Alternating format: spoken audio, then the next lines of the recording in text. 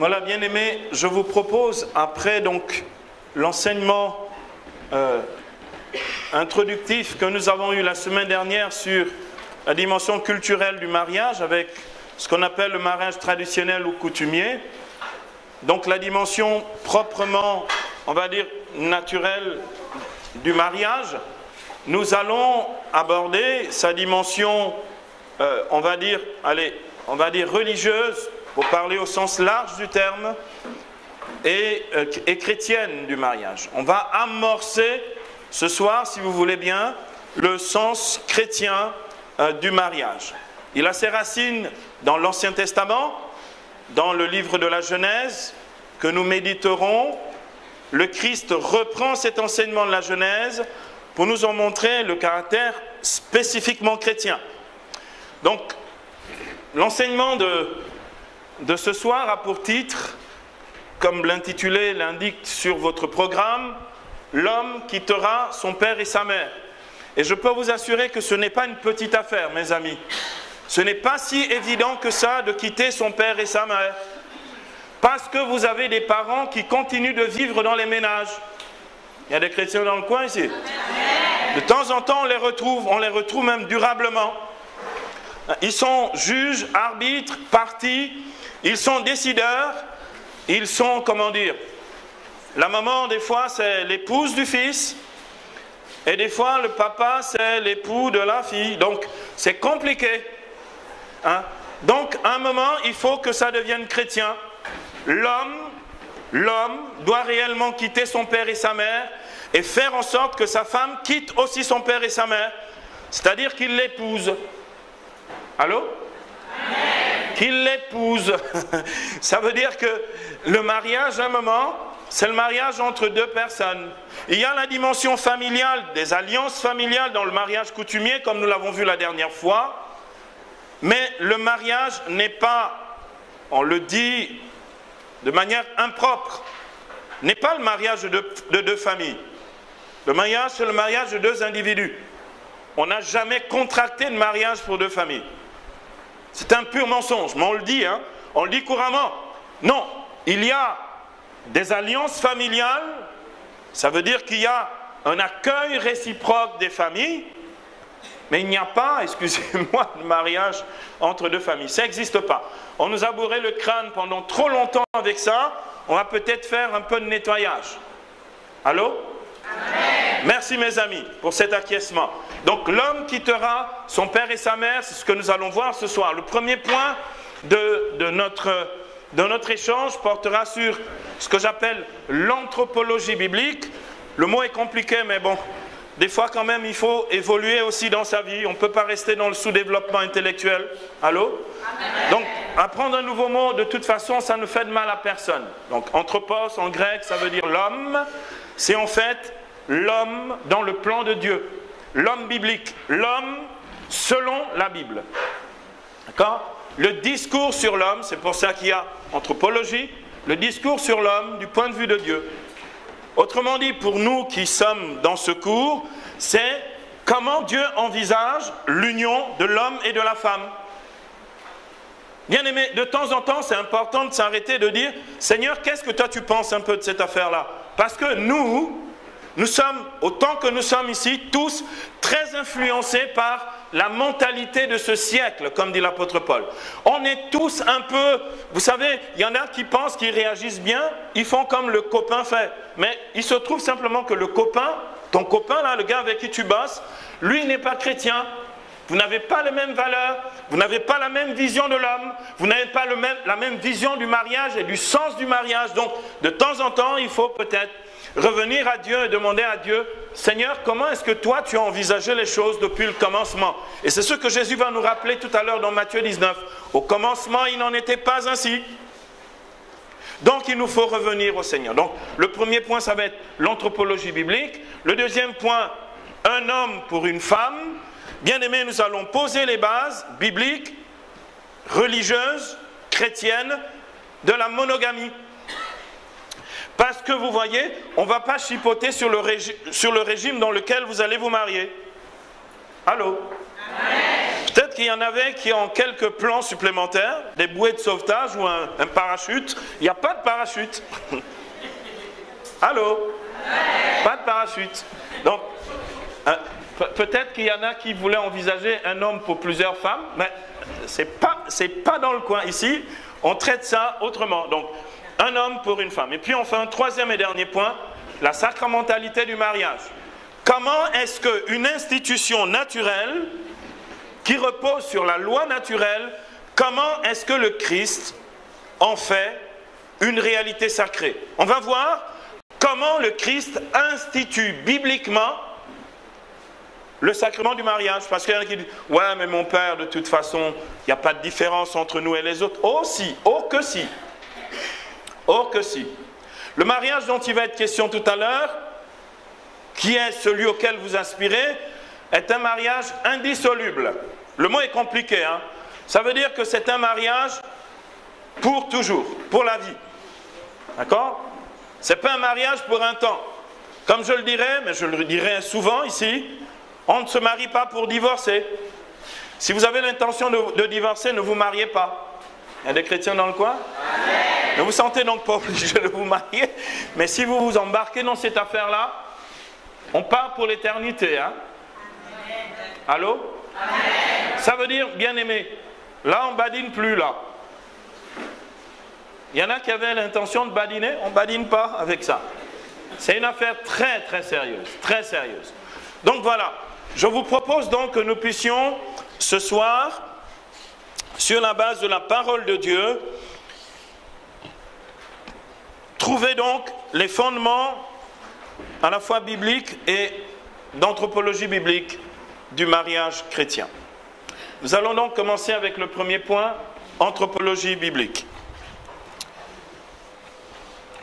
Il est écrit dans le livre de la Genèse, au chapitre 2, les versets 18 à 25, Genèse 2, 18 à 25.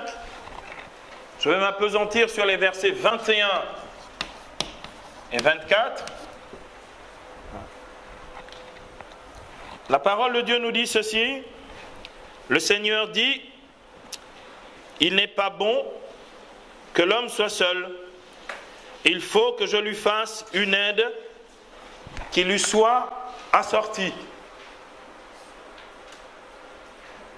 Pour Dieu, il est naturel, et c'est inscrit génétiquement dans la nature humaine, il est conforme à la nature de se marier. La nature humaine s'accomplit, se réalise selon le dessein de Dieu dans le mariage. Il est naturel et conforme au dessein de Dieu que l'homme et la femme se marient. Bien-aimés, ça veut dire, de temps en temps on nous dit « Ah mais mon père, maintenant il y a de nouvelles situations qu'il faut quand même accepter. » Oui, bien sûr, mais c'est dommage. On nous dit qu'il existe maintenant des familles monoparentales. C'est une expression qui a été forgée sur la fin du XXe siècle, ou des familles mononucléaires. Ça veut dire juste la famille. Mais monoparentale, ça veut dire qu'il n'y a qu'un parent dans cette famille. Ça existe, c'est des situations de souffrance et de détresse humaine, mais ce n'est pas normal. Ce n'est pas le dessein de Dieu. Mais c'est des situations de souffrance parce qu'il y a l'un des deux conjoints qui est parti. Et donc, qui annule quelque part le projet de Dieu.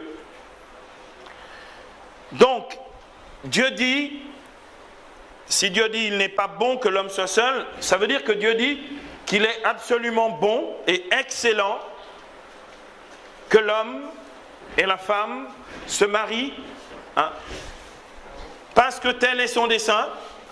Hein, c'est le dessein de Dieu. Hein, et Dieu, pour cela, va créer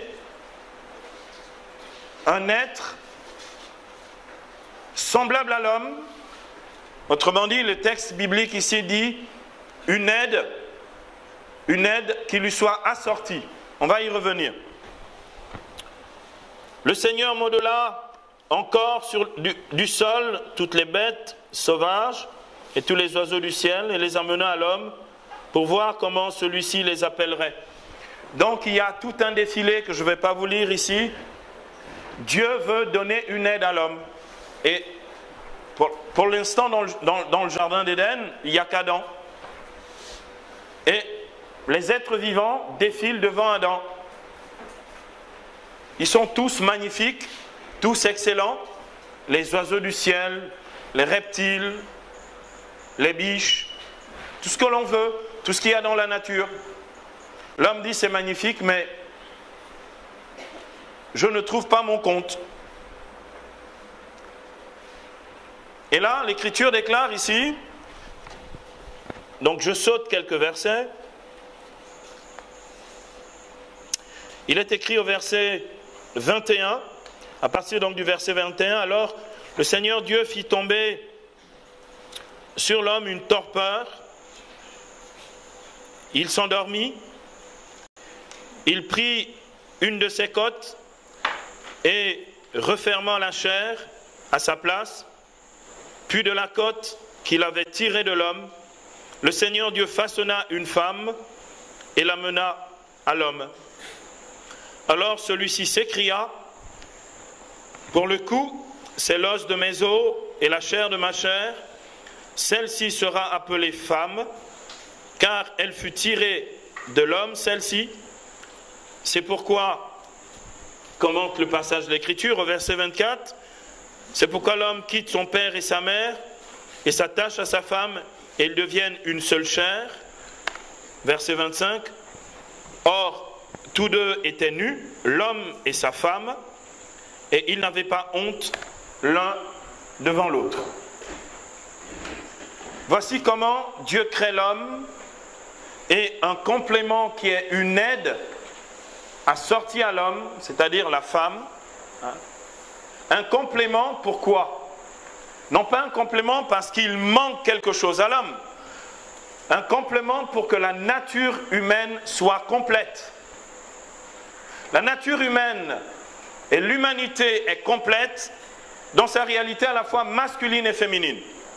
S'il n'y avait que des hommes ou s'il n'y avait que des femmes, l'humanité serait incomplète. Une aide qui lui est assortie, donc une aide qui lui est semblable. Pourquoi une aide? Une aide parce que l'homme ne peut pas vivre sans la femme et réciproquement, la femme ne peut pas vivre sans l'homme. Il est évident que l'homme ne peut pas vivre sans la femme parce que, mes amis, jusqu'à preuve du contraire, il faut des femmes pour enfanter des hommes. Allô? Amen. De temps en temps, l'homme, quand il fait le grand dos ou qu'il montre ses biceps, il a l'impression qu'il est autosuffisant. Cet orgueil-là ne tient plus lorsque tu veux faire des enfants. Allô? Amen. Puisque tu es si viril et fort, fais-les tout seul. Et on va voir un peu. Allô? Amen. Bien-aimés, nous avons donc besoin de réaliser que la nature humaine est complète, selon le dessein de Dieu, dans le masculin et le féminin. Je ne sais pas ce qu'on vous raconte maintenant et ce qu'on nous raconte dans ce pays, ce qu'on raconte dans le monde. Apparemment, on dit qu'on ne naît pas homme, on ne naît pas femme. Mais attendez, c'est quand même un peu une évidence, non? On dit qu'on ne naît pas homme, on ne naît pas femme. Il n'y a plus de nature humaine, il y a juste le genre humain. Et chacun détermine à sa guise son sexe. Ça veut dire que si tu veux être une femme aujourd'hui, tu deviens une femme. Si tu veux être un homme aujourd'hui, tu deviens un homme. Et bien aimé, je vais vous dire une chose. Vraiment, je me sens tellement bien comme homme, je n'ai pas envie de changer ça. Allô? Et je n'ai pas envie de jouer à la poule ou à la femme. Vous voyez ce que je veux dire? Je suis un homme, je l'assume et je suis très bien avec ça. Et bien aimé, ne vous laissez pas remplir la tête avec des mensonges qui sont, ce que l'Église dit, qui sont contre nature. Allô? L'homme, le masculin, l'homme, le féminin, sont telles que Dieu l'a voulu, avec un plan derrière. Ce plan, bien-aimé, c'est le mariage. On ne marie pas le semblable. Quand vous voulez marier des couleurs, il faut qu'elles soient différentes. On ne marie que la différence. Lorsque l'on nous fait des parodies de mariage et que l'on nous dit que 2 hommes ou 2 femmes vont se marier, c'est tout sauf du mariage. D'accord? C'est, je ne sais pas à quoi on joue, mais ce n'est pas un mariage. On ne marie pas le semblable, on marie la différence. Dieu pose cette différence dans la différenciation sexuelle au moment même de la création de la femme. Il fait volontairement la femme différente de l'homme. Allô? Amen. Si quelqu'un a un problème avec ça, c'est son problème. En tout cas pour Dieu, ce n'est pas un problème. Pour les chrétiens, ce n'en est pas un. Pour l'Église, ce n'est pas un problème. Bien-aimés, l'humanité est riche de cette diversité sexuelle de l'homme et de la femme.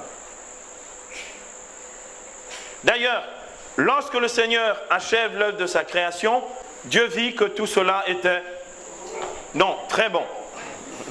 Allô? Amen. Mais vraiment très bon. Dans le dessein de Dieu, il est excellent qu'il en soit ainsi. Et bien aimé, donc Dieu crée la différence sexuelle dans une égalité de nature. Notez-le, frères et sœurs. Dieu crée la différence sexuelle, donc du différent dans l'humanité, dans une nature humaine commune. Bien-aimés, il n'y a pas une nature humaine supérieure à une autre. Il y a encore dans la tête de beaucoup de Gabonais qui sont ici dans cette salle ce soir, qu'en tant qu'hommes, ils sont supérieurs à la femme. N'importe quoi. Vous avez entendu l'expression? N'importe quoi. Allô? Amen. De temps en temps, je dis aux hommes, mes amis, si c'était nous qui devrions enfanter des enfants, vous avez déjà demandé à une femme comment ça se passe quand on enfante? Je pense qu'on devrait se la fermer quand même, non? Avec un peu d'humilité, ça ne fait pas de mal à l'humanité. Allô? Donc quand tu dis « je suis plus fort que toi », je comprends que les femmes préfèrent se taire, elles ont raison, parce qu'en fait, il ne faut pas discuter avec ce genre de choses. Allô? Bien-aimés, quand vous pensez qu'il y a des femmes qui meurent en couche, d'accord, en donnant la vie, les hommes devraient se la fermer. Il y a des chrétiens dans le coin? Amen. Donc quand tu viens avec tes biscottos et que tu dis moi je suis plus fort que toi parce que je peux te donner des gifles, en fait tu n'as que de la boue dans la tête. Vous comprenez ça, la boue dans la tête? Ça veut dire qu'il n'y a rien dans la tête. Parce que bien aimé, Dieu a créé cette différence pour enrichir l'humain. Ce que dit ici Genèse 2:18, Dieu donne une aide sans laquelle l'homme ne peut rien. Il ne peut rien. L'homme a besoin de la femme pour se réaliser comme homme et la femme a besoin de l'homme pour se réaliser comme femme. Pourquoi, frères et sœurs?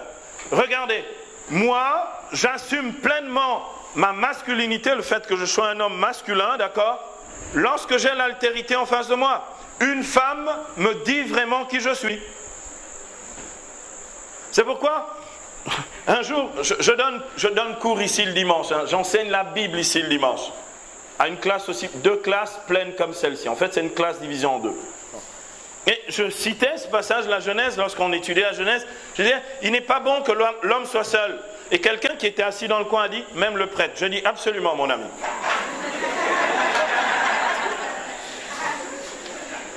Parce que regardez, vous voyez, hein, je suis un vrai mâle. Un vrai homme. Sans complexe. Le gars qui assume vraiment sa masculinité. J'ai aucun souci avec ça. Et bien aimé, même le prêtre a une maman. Ça vous arrive d'y penser des fois? Il a pris l'altérité parce qu'il a une maman, qui l'a fait devenir un homme. Même le prêtre a des sœurs. Allô? Amen. Des fois ça existe quand même, non? Même le prêtre a des familles dans lesquelles il y a des femmes. L'altérité féminine est là pour nous rappeler que nous sommes des hommes et que nous devons assumer notre masculinité. De temps en temps, il y a un problème à la maison, je débarque, et puis on dit, est-ce qu'il y a un homme quelque part? Je dis, je suis là. Allô? Et ma maman, c'est toujours, ah, il y a la bouteille de gaz. Je dis, d'accord, je vais aller te chercher la bouteille de gaz. C'est un job de mec. Les hommes font ça. Allô? Eh bien aimé, c'est un vrai bonheur que l'on puisse dire que je suis un homme et un vrai. On doit l'assumer avec fierté. Dieu veut que chacun d'entre nous soit ici fier d'être homme et fier d'être femme. Vous êtes d'accord avec ça un peu, non? Ok, bien aimé. Parce que nous sommes dans un monde qui de plus en plus est en train de remettre en question cette valeur essentielle de l'humain, de l'humanité. Amen. Bien aimé, ne dormez pas sur vos lauriers en disant « Oh, c'est pas grave, on est en Afrique, ça n'arrivera pas. » Excusez-moi, mais il n'y a pas si longtemps, c'était en Toum, hein, c'est ça? C'est sorti dans l'Union. Hein. On nous a fait, on essaie, on commence à nous... C'était où? PK8. Oh, excusez-moi, c'était pas au PK8, d'accord? On commence en fait à nous faire rentrer tout doucement. En fait, on sait bien que c'est illégal de faire ça. C'est anticonstitutionnel de faire ça, d'accord? Dans la constitution gabonaise, ceux qui contractent un mariage, c'est un homme et une femme. Amen? Amen.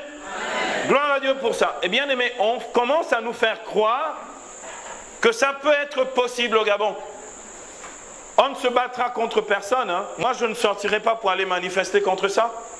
On continuera simplement à célébrer des mariages d'hommes et de femmes. Il y a des chrétiens dans le coin? Bien aimé, si vous assumez pleinement qui vous êtes, vous n'avez pas besoin d'aller vous battre contre personne. Lorsque des enfants qui naissent de vous, frères et sœurs, ça c'est le souci quand on arrive en retard en fait. On met le boucan dans la salle et tout ça. Hein.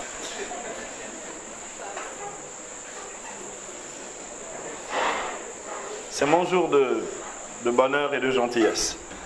Bien-aimés, lorsque des enfants naissent dans une famille où le père de famille est un homme qui assume le fait qu'il soit homme, que la mère de famille est une femme qui assume qu'elle soit femme et qui ne joue pas à porter la culotte.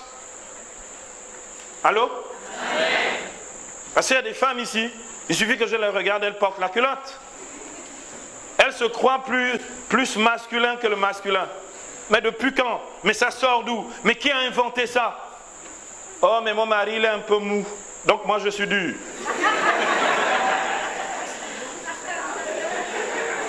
Oh, mais... Oh... Vous êtes vraiment bizarre. C'est incroyable. Bon, j'atteins la cible. Gloire à Dieu. Bien-aimé,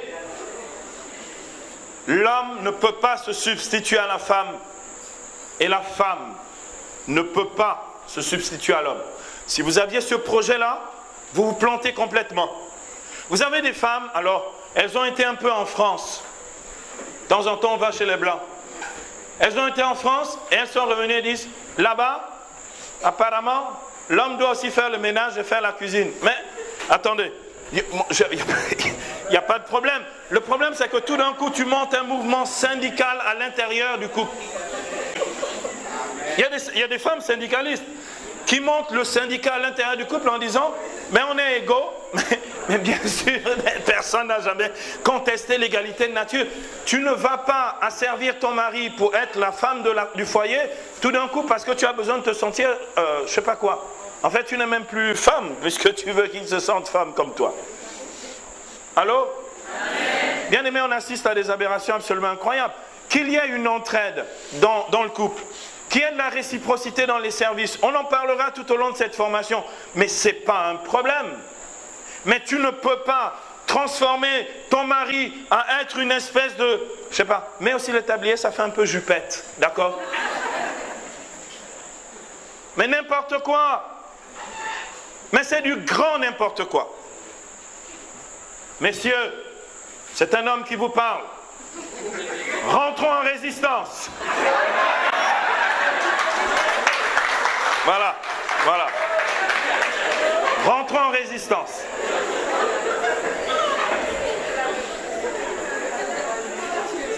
Bien-aimés, il est important de réaliser que selon le dessein de Dieu, hein, l'homme l'homme et la femme sont égaux en nature, parce que l'homme et la femme, l'un et l'autre, sont pareillement créés selon Genèse 1, 26 à 27, à l'image et à la ressemblance de Dieu.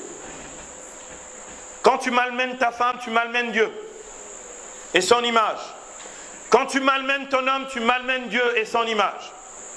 La Bible dit ici dans Genèse 1, 26 à 27, Dieu dit, faisons l'homme à notre image, selon notre ressemblance. Dieu créa l'homme à son image, à l'image de Dieu, il les créa, hommes et femmes, il les créa. Bien-aimés, la femme est autant l'image de Dieu que l'homme. Vous savez, il y a eu des doutes. En Occident, il y a eu des doutes jusqu'au XVIe siècle. On se demandait même si la femme avait une âme. Je vous assure. Et donc la femme a eu pendant très longtemps, et dans toutes les civilisations, un statut inférieur à celui de l'homme. Et qui a dit ça? Qui a décrété? Depuis le commencement, pour Dieu, les choses sont claires. Bien-aimés, c'est la raison pour laquelle, pour nous, les choses doivent être claires. Lorsqu'un homme dit à sa femme, quand il rentre à la maison, et dit à sa femme, c'est moi l'homme ici. En fait, il dit, c'est moi qui t'écrase. Tu commets un péché mortel, mon frère. Parce que tu n'as pas besoin de t'affirmer comme homme. Tu l'es, point final. Et bien aimé, on n'est pas plus respecté par sa femme parce qu'on la menace de sa virilité. Parce que quand elle te punit, mon gars, la virilité, ça ne fonctionne plus.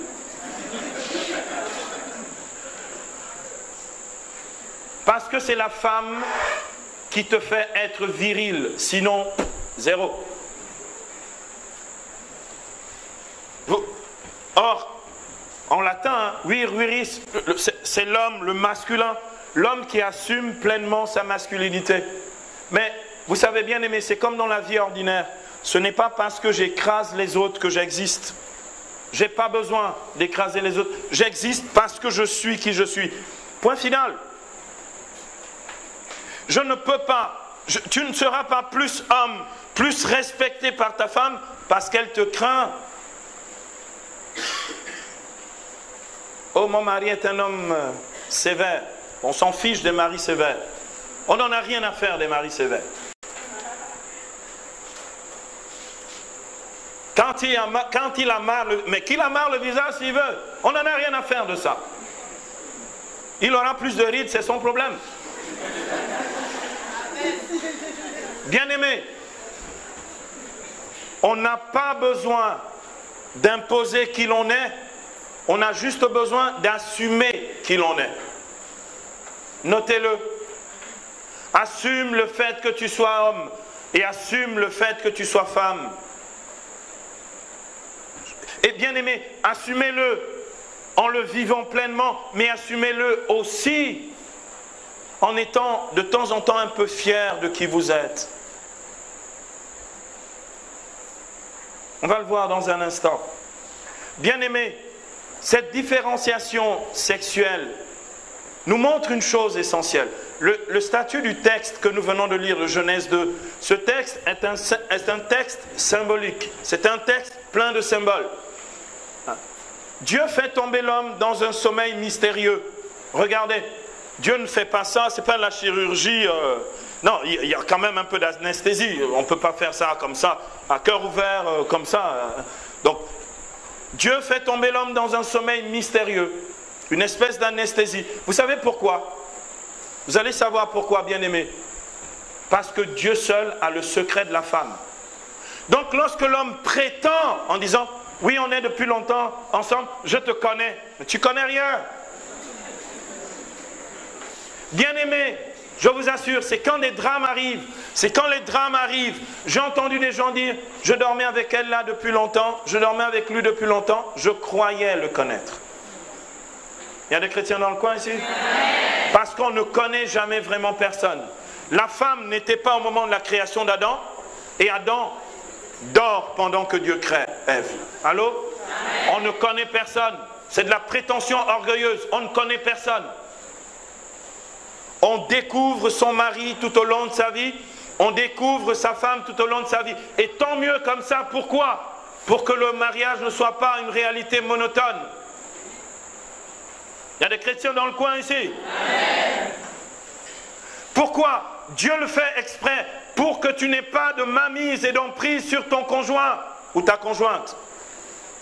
Tu n'es pas Dieu sur sa vie.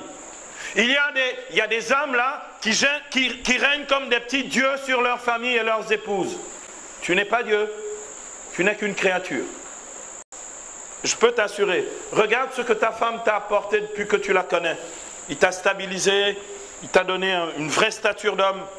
Il te donne une telle fierté. Tu es fier quand tu sors avec elle. C'est un peu différent d'avant, hein, quand tu n'avais pas de femme.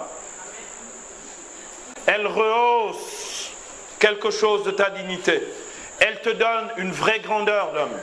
Et l'homme fait la même chose à une femme.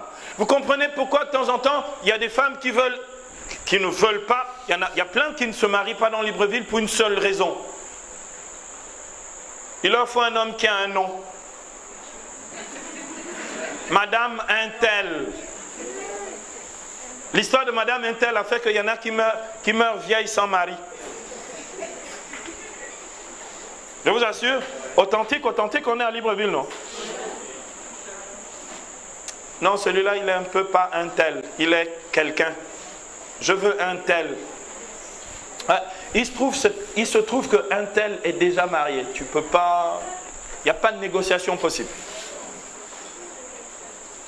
Bien-aimés, ce que je dis là est d'une très grande importance. Nous devons réaliser à quel point, si nous nous ancrons réellement dans ce que Dieu a voulu, la manière de traiter et de se traiter les uns les autres change. Bien-aimé, ton épouse n'a pas besoin de te craindre, elle a besoin de t'aimer. Ton époux n'a pas besoin de te redouter, il a besoin de t'aimer. Allô? Amen. Donc les mariages où on se neutralise par la menace, par la crainte, c'est du grand n'importe quoi.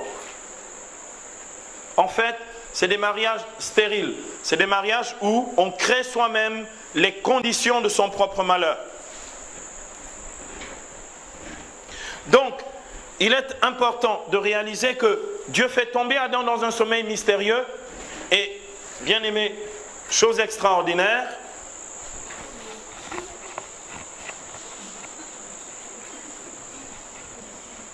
nous vous accueillons avec amour. Chose extraordinaire, il est dit que Ève a été tirée de la côte d'Adam. Bien aimé, du bon côté. Du côté du cœur. Pour que leur cœur puisse battre ensemble. Il y a des chrétiens dans le coin ici? C'est une question de cœur. Ce n'est pas une question de loi, d'institution, d'obligation, de devoir. Question de cœur. Il tire, Dieu donc tire Ève. Et bien aimé, je vais conclure avec ça pour la première partie. C'est Adam qui appelle Ève, qui l'appelle Isha. Il l'appelle femme. Ça veut dire quoi? Sans la femme, l'homme pouvait vivre comme une réalité neutre, sans être conscient qu'il est un homme.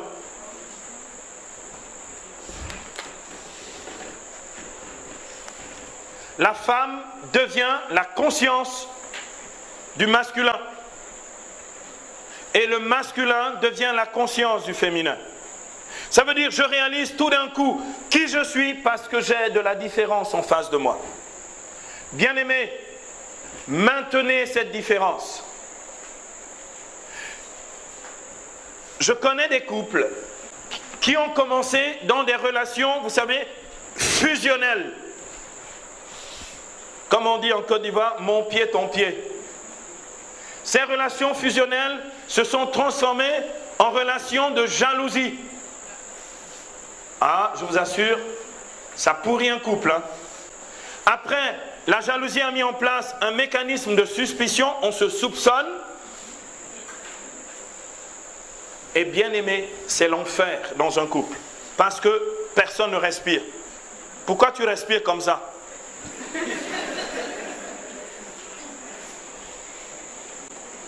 Je t'ai vu, tu as respiré. Mais bien sûr, laisse-moi respirer. En fait, on met en place un système de surveillance sophistiqué, même la NASA a menti. Où en fait, qu'est-ce que l'on fait? Eh bien, le but recherché, c'est contrôler la vie de l'autre et la servir.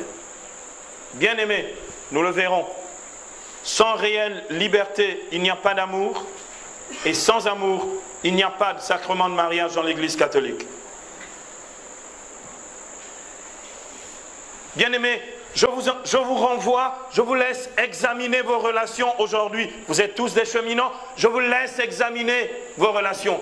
Il y en a qui disent, oh mais mon père, on dit que quand on est jaloux, là ça veut dire on aime mensonge. Tu vois, ça veut dire que tu as fait rentrer dans ta tête une mentalité purement charnelle et mondaine.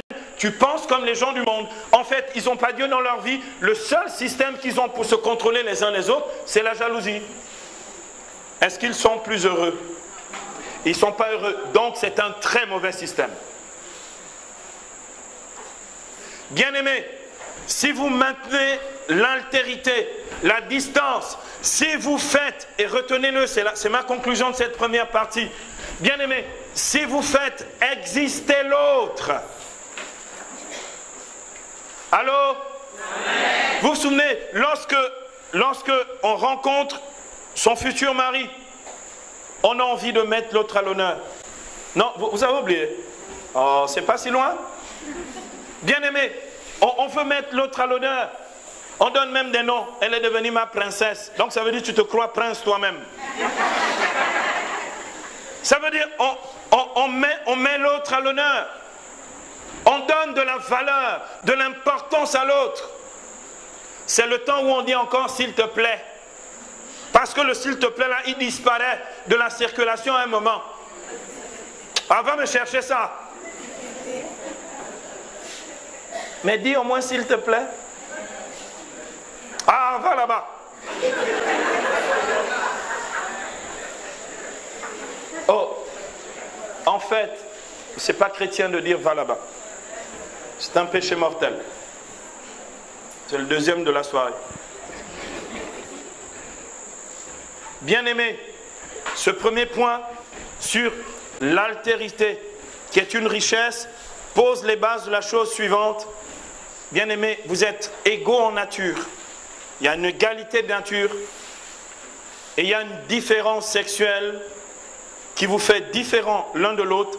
Et bien-aimés, il faut accepter et assumer cette différence.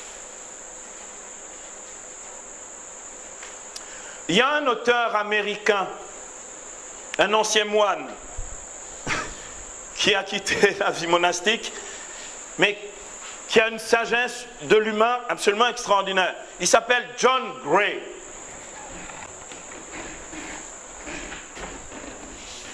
Vous allez noter ce nom. John Gray.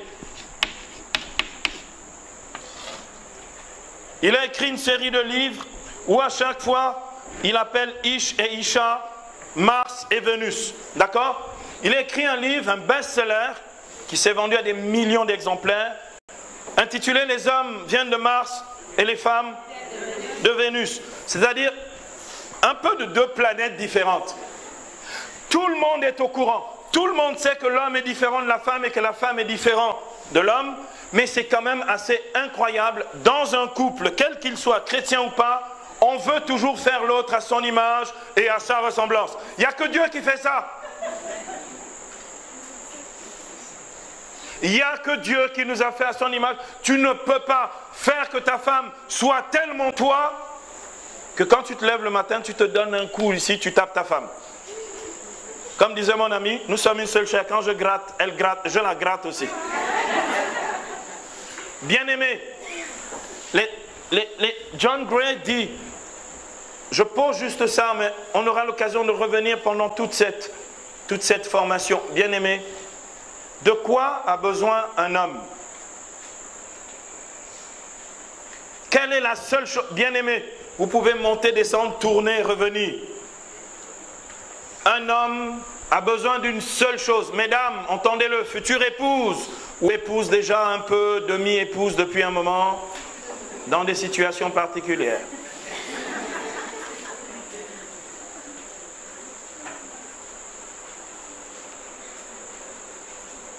L'homme a besoin de reconnaissance.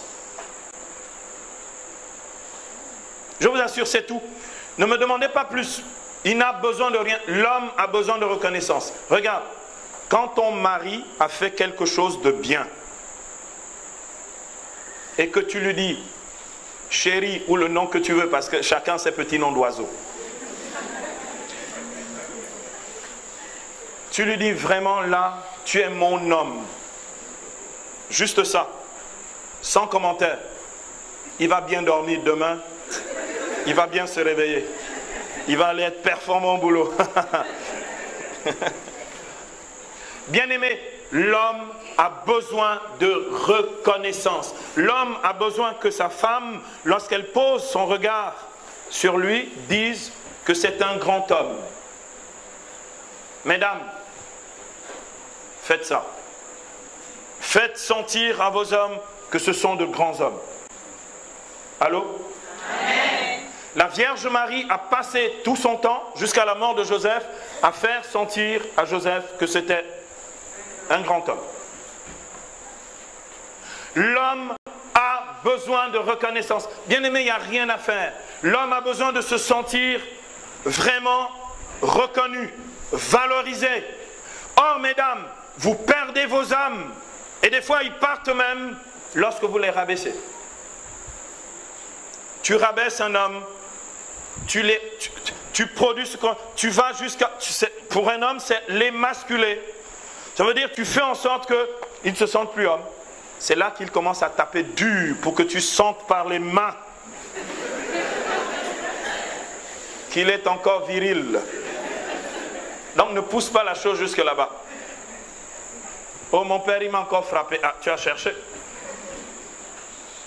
Bien-aimés, mesdames qui êtes ici, retenez cette chose. Votre homme a besoin d'être reconnu comme un grand homme. Je parle même aux couples qui sont vieux, anciens ici depuis Kalakala. L'homme a besoin d'être un grand homme. À tes yeux. Donc, donne-lui cette ration quotidienne. Panem nostro quotidianum. Tous les jours. Donne-lui ce pain-là. Tous les jours. Donc l'homme a besoin d'être reconnu. L'homme a besoin de reconnaissance. C'est pourquoi, regardez, c'est pas compliqué. L'homme, en fait, se sent un peu plus homme aux yeux de sa femme lorsqu'il a fait quelque chose. Regardez comme un homme est malheureux quand il perd son travail. Pourquoi ? Parce qu'il a le sentiment de perdre quelque chose aux yeux de sa femme et de ses enfants. Il a besoin de reconnaissance. Regardez comment un homme se sent vraiment homme quand il dit « Chérie, là, j'ai les moyens, on va acheter une nouvelle voiture. » L'homme a besoin de reconnaissance. La femme a besoin de quoi? On va conclure avec ça pour cette première partie. La femme a besoin de beaucoup d'attention. Ajoutez beaucoup. Messieurs, mes frères en Jésus-Christ de Nazareth, vous n'avez pas encore résisté jusqu'au sang. Vous n'êtes pas performant dans le domaine. La femme a besoin de beaucoup d'attention. Chérie, tu te sens bien. Mais tu m'as déjà demandé il y a 15 minutes. C'est pas grave, mais ça va. Il y a des chrétiens dans le coin ici? Bien aimé, vous sous-estimez ça. Vous enlevez la puissance de l'amour dans la vie conjugale. Messieurs, vous voulez être respectés, donnez de l'attention à vos femmes. Et je dis ceci, je dis souvent aux gens, je dis aux garçons, vous savez, mes amis, si vous ne vous usez pas à cette tâche-là, vous êtes perdants sur toute la ligne. Fais-la se sentir belle, même le jour où elle ne s'est pas maquillée. Hein? Fais-la, je t'assure, tu peux tout obtenir après. Avis aux amateurs, fais-la se sentir belle. Allô? Amen. Parce que de fait, elles sont belles. Vous savez pourquoi elles sont belles? Mais parce que ce sont vos femmes, elles ne peuvent pas ne pas être belles. Il y a des chrétiens dans le coin? Amen. Bien-aimés, donnez de l'attention. Bien-aimés, souvent, la femme va mettre l'homme à l'épreuve. Il va te tester, mon gars.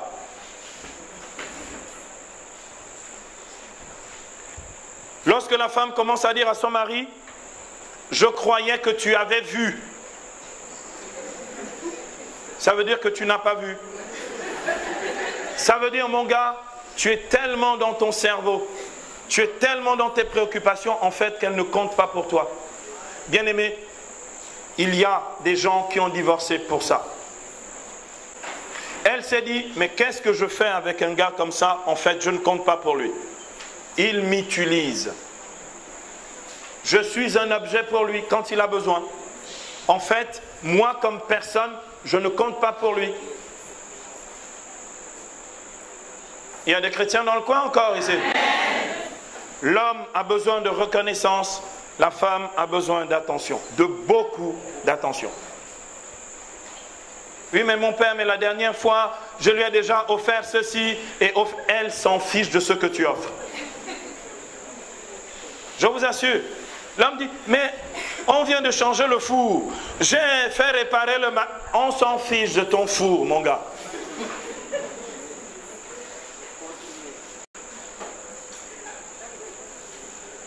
Bien-aimés, les hommes qui sont... Bien-aimés, je le dis plus aux hommes qu'aux femmes. Les frères, mes frères, je vous en supplie, vous n'avez pas encore fait suffisamment d'efforts dans ce domaine. En fait, écoutez, vous savez pourquoi? Frères et sœurs, je dis aux hommes, mes frères, il ne suffit pas de l'avoir fait une fois en fait. Oui, mais hier j'étais gentil, mais... en fait, hier n'existe plus, mon gars.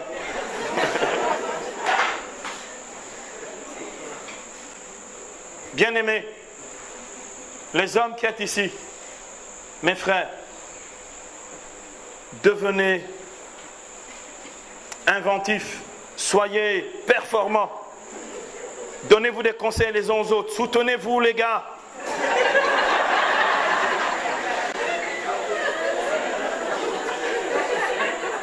Devenez bons et performants. Mettez le paquet, les gars. C'était mon premier point sur l'anthropologie biblique. C'est les conséquences, si vous voulez, de l'anthropologie. Nous allons voir rapidement le deuxième point. Un homme pour une femme. Un homme pour une femme. Oui? Non, ne me posez pas les questions maintenant, à la fin. Vous... J'ai dit quoi? Si? Mais l'autre vous fera exister. Mais si tu annules l'autre, eh bien l'autre n'a qu'un seul but, c'est de te faire disparaître de la carte. Et faites attention, hein. Faites vraiment très attention à cette affaire-là. Deuxième point donc, un homme pour une femme. Dans le passage de Genèse 2, le verset 24 que nous avons lu, est dit explicitement ceci, explicitement.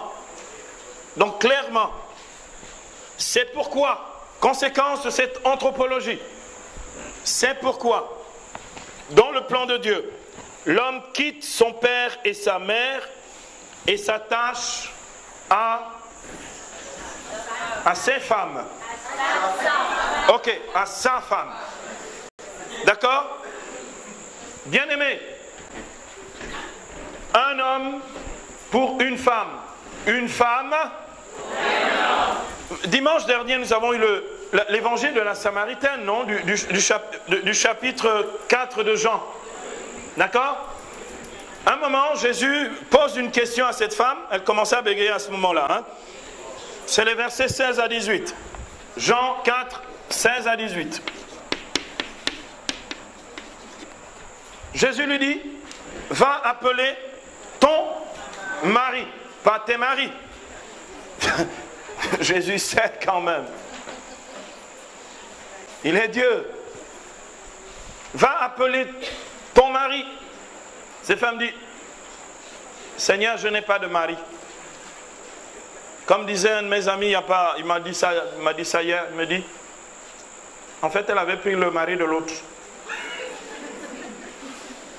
Va appeler ton mari. Elle dit, Seigneur, je n'ai pas de mari. Et Jésus dit, tu dis vrai. Tu as eu. Et celui avec qui tu vis, c'est-à-dire c'est le mari de l'autre. C'est pas le tien. Vous avez comme ça des gens, ce qu'on appelle les amours impossibles. Vous avez des gens qui disent, ah, c'est l'homme de ma vie. Je dis, mais il a déjà quelqu'un dans sa vie. Je prie le Seigneur pour qu'il puisse se séparer. Parce que c'est lui que Dieu a dit depuis le commencement, c'est l'homme de ma vie. Je lui dis, tu peux même jeûner pendant toute l'année. Tu ne seras point exaucé. Pourquoi, bien-aimé? Pour la simple bonne raison, il n'y a pas de polygamie qui puisse véritablement servir l'amour. Il n'y a aucune polygamie qui puisse véritablement servir l'amour. La polygamie détruit l'amour. Il n'y a aucun couple polygame qui peut prétendre être un couple épanoui, réussi. Il y en a qui disent, ah, il n'y avait pas d'histoire entre nous. En fait, on ne faisait pas d'histoire devant tout le monde. Il y a toujours des histoires. Allô? Amen. Vous vous rendez compte qu'il y a déjà des histoires dans la monogamie et il n'y aurait pas d'histoire dans la polygamie? C'est multiplié par 2, 3 ou 4 selon qu'on soit généreux. Allô? Ce qui est incroyable, ce que j'aime bien, bien aimé, c'est la fin de la vie du polygame. Lorsqu'il sent que sa fin est proche. Vous avez déjà vu comment il se comporte? Il a sa préférée. Allô? Il a sa préférée. Vous avez 2 cas de figure. C'est ou la dernière là qui lui donne un peu l'impression d'être encore un peu viril même dans les vieux jours. Ou en fait, sa première. On n'oublie jamais sa première. Allô? Amen. Pourquoi le polygame se comporte-t-il de cette manière sur la fin de sa vie? Pourquoi? Parce que c'est un homme. Pour une femme. J'ai une amie, elle est religieuse, elle vit en Nouvelle-Zélande. Elle m'a dit, tu sais Silouane, nous n'avons qu'un cœur. Parce qu'il n'y a qu'un amour et un Dieu. Allô? Amen. Nous n'avons qu'un cœur, un amour et un Dieu. Bien aimé, la monogamie, c'est comme le monothéisme. La polygamie, c'est comme de l'idolâtrie. Pour nous chrétiens, ça se conçoit comme ça. L'idolâtrie de quoi? Du sexe, du plaisir, de la multiplication. Il y en a qui pensent que ça va s'intensifier. Plus ils multiplient les conquêtes, plus ça s'intensifie. Mais on l'aurait su déjà depuis longtemps, non? Parce que c'est jamais assez. En fait, la solution n'est pas de ce côté-là. La solution est comment est-ce que tu vis ta relation avec ton épouse ou avec ton époux. Parce que, vous savez, Maintenant, on dit comme ça dans Libreville. Hein. C'est une expression que j'ai trouvée en rentrant au Gabon depuis 4 mois. En fait, on dit maintenant une femme qui gère 3 hommes. Ce n'est pas vraiment de la polyandrie parce que ce n'est pas institutionnalisé. D'accord? Mais une femme gère 3 hommes. Vous avez des petites, je vous assure, vous avez des petites de 18, 19 ans, elles vous gèrent les gars. Mais une gestion financière très lucrative. Allô? Amen. Je n'ai pas demandé si dans mon assemblée il y a des gens qui sont sous gestion. Parce que je suis dans mon heure de bonté, de gentillesse. Je ne vais pas demander ça. Mais si tu as une gestionnaire, règle-moi ça assez vite. Je vous assure, ça fait perdre beaucoup d'argent. Et pas que l'argent d'ailleurs.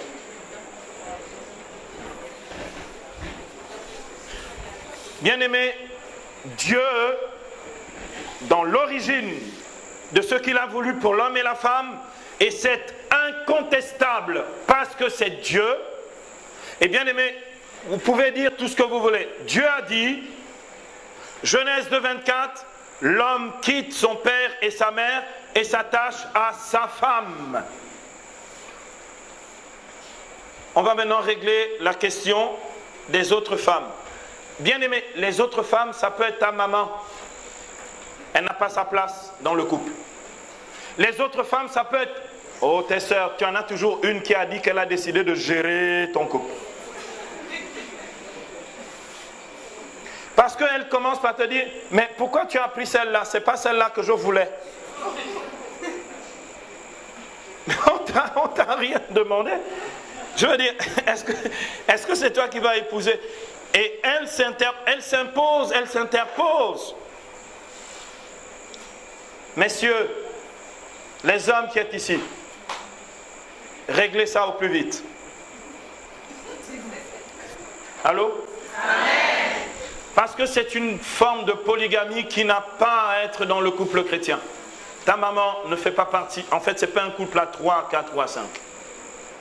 Un couple, c'est 2 personnes. C'est ça un couple. Allô? Amen. Donc, s'il vous plaît, remettez à leur place les autres femmes qui tournent autour de vous. Pour les hommes, et s'il vous plaît, les femmes qui êtes ici, remettez un peu en ordre aussi les relations que vous avez avec les hommes. Je ne parle pas nécessairement de relations de coucherie ou de relations de... Je parle de toutes ces relations qui se substituent à la vraie relation que tu devrais avoir avec ton futur époux ou ton mari. Bien-aimé, vous faites ça, vous tolérez ça, vous autorisez ça, vous mettez votre couple en péril. Il y en a plein. Il y en a plein. Je connais quelqu'un, vous savez, il y a une femme qui a essayé de se marier 3 fois. 3 fois. Vous savez qui a cassé ses mariages? Son père. Parce que les futurs beaux-fils là n'étaient jamais comme ils devaient être. Aujourd'hui, elle a de la rancœur vis-à-vis de son père, mais avant d'avoir de la rancœur vis-à-vis de quelqu'un, tu dis, papa, c'est ma vie. L'homme quitte son père et sa mère pour faire quitter à son épouse son père et sa mère. Bien-aimé, c'est maintenant que ces choses-là doivent être au clair. C'est maintenant que ces choses-là doivent se régler. Tu as un problème avec ta future épouse, ou quand vous serez marié avec ton épouse, cherche-toi un ami chrétien sage, ou un couple chrétien sage, va te confier à eux, jamais dans ta famille. Allô? Amen. Vous avez entendu le mot jamais? Donc je vais l'écrire parce que je pense que vous ne l'avez pas bien entendu. Jamais s'écrit comme ça en français.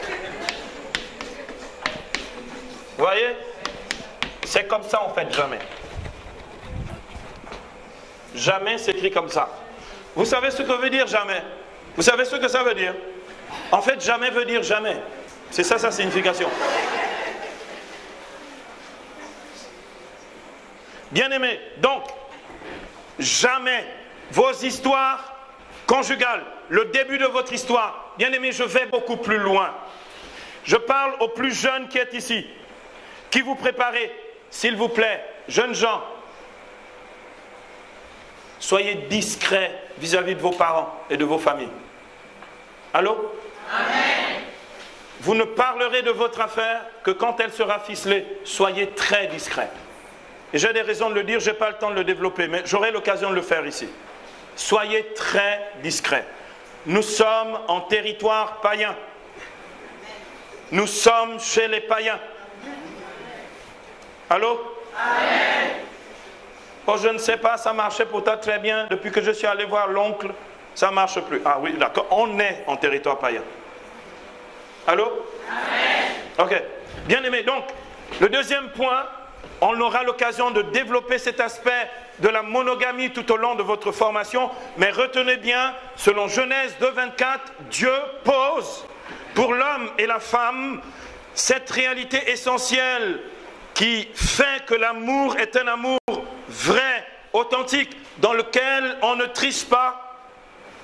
Le seul amour vrai dans lequel on ne triche pas, c'est la monogamie.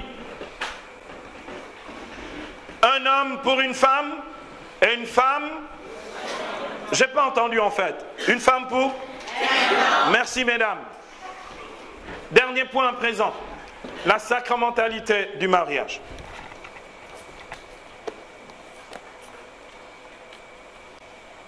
Dans l'évangile selon saint Matthieu, au chapitre 19, les versets 3 à 9, Jésus nous donne le sens chrétien du mariage. Il pose les bases spirituelles, théologiques de la sacramentalité du mariage.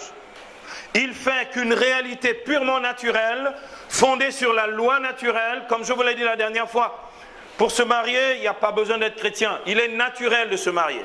C'est ce que Dieu fit au commencement, en disant, Genèse 2:18 que j'ai déjà cité, il n'est pas bon que l'homme soit seul. Donc, sur cette réalité naturelle que l'on appelle la loi naturelle, le Christ va élever cette réalité naturelle au rang de sacrement. C'est dans Matthieu, au chapitre 19, les versets 3 à 9.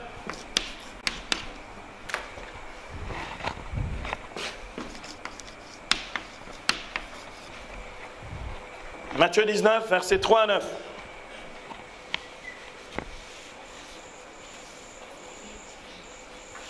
Des pharisiens s'approchèrent de lui et lui dirent, pour le mettre à l'épreuve, est-il permis de répudier sa femme pour n'importe quel motif? C'est des vicieux, hein, ces gars-là, les pharisiens. Il répondit, n'avez-vous pas lu que le Créateur, dès l'origine, les fit hommes et femmes, et qu'il a dit, ainsi donc, l'homme quittera son père et sa femme pour s'attacher, quittera son père et sa mère, pour s'attacher à sa femme, et les deux ne feront qu'une seule chair. Ainsi, ils ne sont plus deux, mais une seule chair. Eh bien, ce que Dieu a uni, l'homme ne doit point le séparer. Pourquoi donc, lui disent-ils, Moïse a-t-il prescrit de donner un acte de divorce quand on répudie? Il leur répond, c'est, leur dit-il, en raison de votre dureté de cœur que Moïse vous a permis de répudier vos femmes, mais dès l'origine, il n'en fut pas ainsi. Or, je vous le dis, quiconque répudie sa femme, pas pour prostitution, et en épouse une autre, commet un adultère. Bien aimé, je signale le passage pour ceux qui disent « Ah, Jésus a dit ceci sur la sexualité » ou « Jésus a dit ceci ». Le seul endroit où Jésus nous enseigne et le seul interdit biblique qui est sorti de la bouche du Seigneur se trouve ici dans Matthieu 19, c'est à propos de l'adultère. L'adultère. Jésus n'a qu'une prohibition, elle est claire, c'est l'adultère. Donc, Jésus reprend le passage de Genèse 2 que nous avons étudié tout à l'heure à propos de l'anthropologie biblique, l'homme et la femme dans le plan de Dieu. Jésus reprend et Jésus ajoute quelque chose de très important au verset 6. Jésus dit, ainsi donc, que l'homme ne sépare pas ce que Dieu a uni. Bien-aimés, regardez. Dans l'union naturelle, c'est l'homme et la femme qui se choisissent et s'unissent. Dans l'union sacrée que l'on appelle le sacrement du mariage, l'homme et la femme se choisissent, s'unissent, et Dieu unit pour la vie cette union de l'homme et de la femme. Ça veut dire, bien-aimés, il y a deux niveaux de l'union conjugale. Il y a l'union naturelle qui est liée simplement au fait que l'homme et la femme se choisissent pour fonder ensemble une famille. Et Dieu, de cette union naturelle, en fait une union sacrée. La notion d'union sacrée, en fait, renvoie à la sacramentalité du mariage. Et ce mariage, et bien aimé, c'est ça la différence entre le mariage à la mairie et à l'église.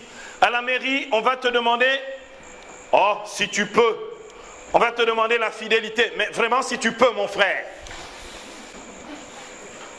On emploie le mot, en fait. On emploie le mot, mais en fait, ça n'a pas beaucoup de sens dans la vie de beaucoup. Qu'est-ce que tu veux dire à un coureur de jupons qu'il doit être fidèle? Est-ce que vous avez déjà vu un cours de préparation au mariage et à la fidélité à la mairie? Vous avez déjà vu ça? Donc, on emploie des mots qui finalement sonnent creux, ils n'ont pas de sens réel dans la vie des gens. Alors, on dit aux gens, soyez fidèles, mais attendez, mais comment ça, fidèle? C'est quoi ton prénom? Infidèle. Il y en a qui disent, non, moi je m'appelle Fidèle. J'ai un ami qui me dit ceci. La fidélité est à la portée de tous. Bien-aimés, vous ne pointez pas votre travail, vous perdez le travail. Allô? C'est vrai ou c'est pas vrai? Tu ne pointes pas au boulot, tu perds le boulot. En fait, tous les matins, fidèlement, tu vas au travail. Tu sais pourquoi? Parce que ça a de la valeur pour toi.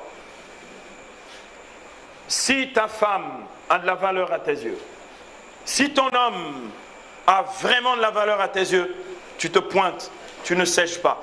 Bien-aimé, dans l'union naturelle, on insiste sur cet aspect de la fidélité. Mais il faut encore avoir la valeur de la fidélité pour être fidèle. Sans valeur de la fidélité, tu ne peux pas être fidèle.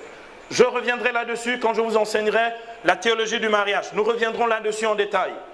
En fait, je ne suis pas fidèle parce que je ne veux pas tromper mon conjoint. C'est pas ça la fidélité. Ceux qui vivent comme ça, de toute façon, ils finissent par tromper. Allô? Amen. La fidélité, c'est pas ne pas tromper son mari ou sa femme. La fidélité, en fait, fides, en latin, c'est croire. C'est continuer de croire dans l'amour de l'autre, même quand on n'a plus envie d'y croire. Allô? Amen. Et c'est ça qui garde les gens unis jusqu'à la mort. La fidélité est un acte de foi. Vous savez, dans l'armée américaine, il y a une section de l'armée américaine que l'on appelle les Marines. C'est un corps d'élite. Les Marines, ce sont eux qui vont faire les guerres dans le monde entier. Ils ont un pacte d'alliance entre eux, aussi fort que le pacte qui unit un homme et sa femme. La devise des Marines, de cette armée, de ce corps d'élite dans l'armée américaine, c'est, retenez-le, vous allez le dire avec moi, la devise des Marines, c'est « Saint-Père, Fidelis. Dites avec moi, Saint-Père Fidelis. Ça veut dire toujours fidèle. Et bien-aimé, je connais des couples chrétiens, lorsque leur conjoint, avant de sortir de la maison le matin, ils se regardent dans les yeux et se disent l'un à l'autre, Saint-Père Fidelis. Ils ne quittent pas la maison sans ce pacte le matin. Allô? Saint-Père Fidelis, c'est-à-dire toujours fidèle. Demain matin, quand tu te lèveras, je parle pour ceux qui sont mariés dans le coin, regarde ton épouse, fais-lui un grand sourire et dis-lui, Saint-Père Fidelis. Tu n'oublieras pas, hein, Jacob, demain matin. Saint-Père Fidelis. Bien-aimé, c'est tellement important de réaliser. Donc ça, c'est l'aspect naturel, humain. Il est humain d'être fidèle. Mais bien-aimé, il y a plus que la fidélité. Il y a ce dont nous parle Jésus ici dans Matthieu 19 au verset 6. Il y a l'indissolubilité. Indissolubilité. Matthieu 19, 6. Indissolubilité signifie on ne peut pas le briser, on ne peut pas le casser, on ne peut pas le changer, on ne peut pas le remettre en question, on ne peut pas en douter, on ne peut pas le contester. On ne peut pas briser cette union. Bien-aimé, c'est la raison pour laquelle, si tu as été marié une fois, tu es marié pour toujours. Ce mariage est indissoluble. Si tu quittes ton conjoint ou ta conjointe, je vous avertis, c'est le deuxième cours, c'est bien que ça rentre dans la tête. Si tu quittes ton conjoint ou ta conjointe, tu ne peux pas te remarier. Ce qui met fin à l'indissolubilité, c'est la mort du conjoint. Allô? Amen. Avec la mort du conjoint, tu peux contracter non pas un nouveau mariage, il n'y a pas de remariage dans l'Église. Il y a une mode qui est en France que l'on appelle les divorcés remariés. On ne se remarie pas. Un homme, une femme. Dans l'Église, on se marie toujours une fois. Même après la mort de son conjoint et qu'on contracte une nouvelle relation, c'est un mariage. Parce que vous imaginez, la personne nouvelle avec qui vous allez vous marier, vous allez lui dire, ah, le mariage d'avant était mieux. Je te prends seulement par accabler parce qu'en fait, il me faut quand même quelqu'un. Allô? Vous imaginez, vous réfléchissez à la chose, vous y pensez là, on ne se remarie pas. Un homme pour une femme pour un homme, Saint-Père Fidelis. Donc, bien-aimé, la sacramentalité, c'est cette indissolubilité qui vient renforcer la fidélité naturelle.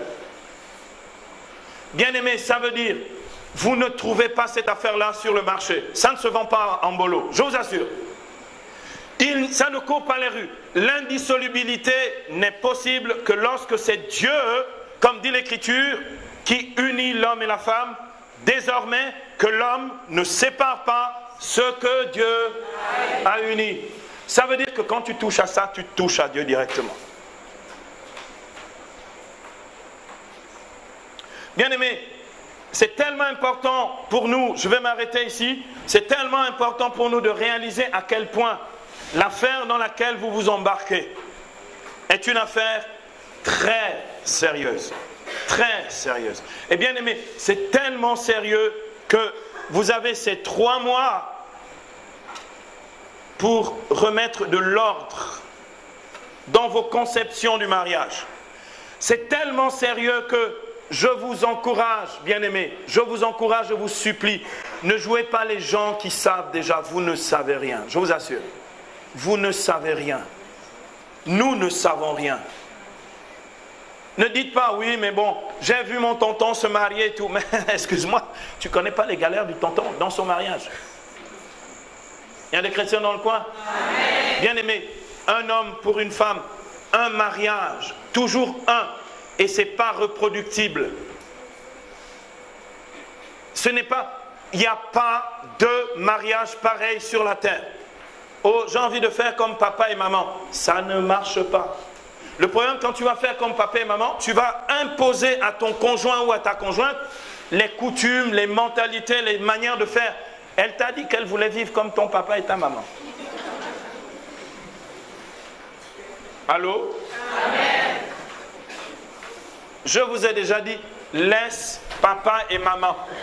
L'homme quitte son père et sa mère. Laissez-les tranquilles. Laissez papa et maman tranquilles.